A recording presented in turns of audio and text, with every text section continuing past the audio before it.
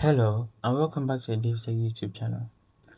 In this video, I'll show you how to pair with your smart TV remote with the Onn TV.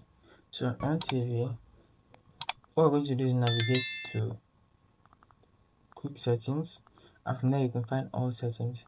Now I need you to drop down to the bottom. So the second to the last option is remote and accessories. You're focusing on remote, so click on remote. And now you're going to pair a new remote. As you can see, I have my Onn remote here, but in your case you're going to have no remote and you want to pair with a remote. So this tutorial is showing you how to pair with your smart TV remote. Click on pair remote and you're going to find this searching for accessories, searching for remote.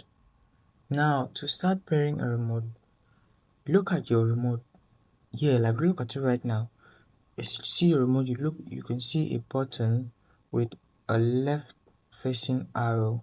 So hold on that left facing arrow alongside the home button at the same time. So you're going to put one finger on the left facing arrow, one finger on the home button, and you're going to press and hold until you see the light pausing on the remote.